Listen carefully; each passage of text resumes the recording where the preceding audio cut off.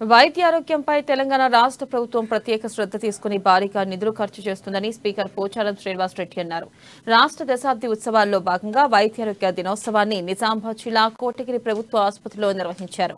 ఈ సందర్భంగా 13 కోట్లతో చేపట్టిన 50 పడకల ప్రభుత్వ ఆసుపత్రికి స్పీకర్ పోచారం భూమి పూజ చేశారు. ప్రైవేట్ ఆసుపత్రులలో వైద్యం ఖరీదైన వ్యవహారమని పేదలు ఆర్థికంగా భరించలేరని అన్నారు.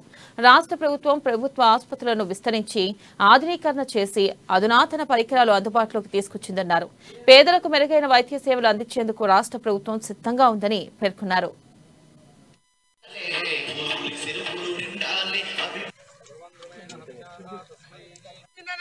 ముఖ్యమంత్రి గారు ఆదేశించారు. కోటగిరి మండల హెడ్ క్వార్టర్లో స్పీకర్ గారు అడుగుతున్నారు. దీని 6 పడకలున్నా 10 పడకలున్నా 50 పడకల ఆసుపత్రి చేయాలని మొట్టమొదటిగా మన రాష్ట్రంలో 30 పడకలు కాకుండా 6 పడకల నుంచి 50 పడకలకు మార్చినటువంటి ఒకే ఒక దవాఖాన మన కోటగిరి దవాఖాన. డయాలసిస్ సెంటర్ ఇంతకుముందు రాష్ట్రం మొత్తం మీద 3 ఉండేది. ఇప్పుడు తెలంగాణ గవర్నమెంట్ వచ్చినాక 102 అయినాయి డయాలసిస్ సెంటర్లలో. కొన్ని కోట్ల రూపాయలు ఖర్చు పెట్టి పరికరాలు తీసుకొస్తా ఉన్నారు. ఇప్పుడు ఎంఆర్ఐలు, సిటీ స్కాన్లు ప్రైవేట్ ఆసుపత్రికి పోతే వేలు లక్షల రూపాయలు ఖర్చు అవుతా ఉన్నాయి.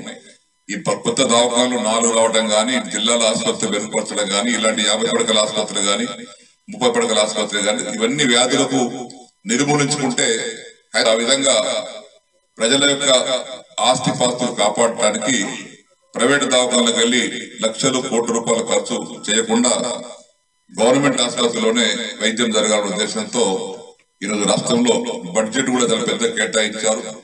మొన్న మేము బడ్జెట్ పాస్ చేసి